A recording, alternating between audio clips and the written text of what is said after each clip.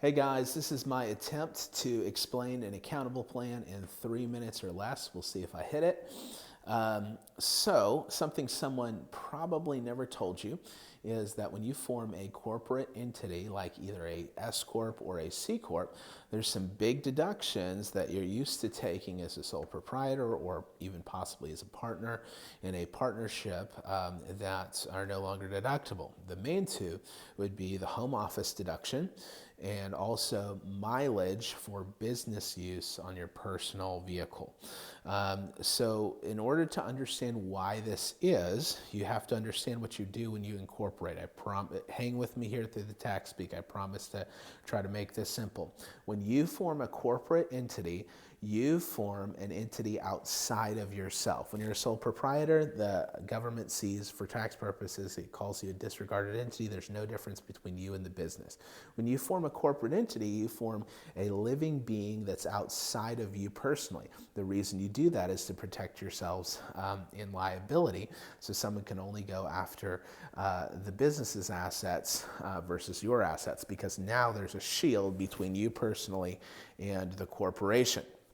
Okay, so now that you kind of understand that basic framework that this is its own separate entity, you can't deduct something that belongs to someone else. So if a corporation owned your home or owned your car, then we could take deductions off of it, okay?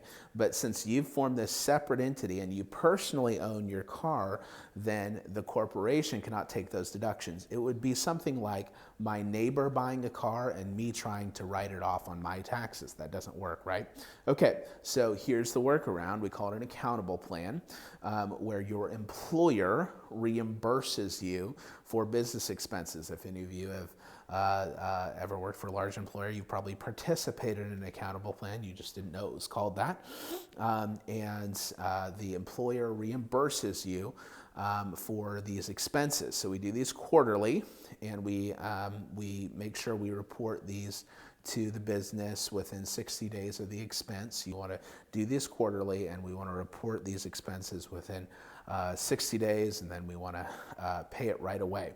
Okay, so there's a line for that on a corporate tax return. Employee reimbursements, there is no line for home office deduction. So where this comes up a lot is business use personal vehicle mileage, business use of a home, where we've attached this worksheet to help you with this, cell phones, some other things. You'll see it all on the worksheet. Very important that you adopt these these fill in the blank board meeting minutes and have them notarized. If you don't have them notarized under audit, it's going to look to the IRS, or it could look to the IRS that you just typed these up once you found out you were being audited. So we want to go ahead and fill those out, use the worksheet quarterly, and then we want to write our employee shareholders a check giving them their reimbursement once a quarter. Hope that makes sense. Call me with any questions.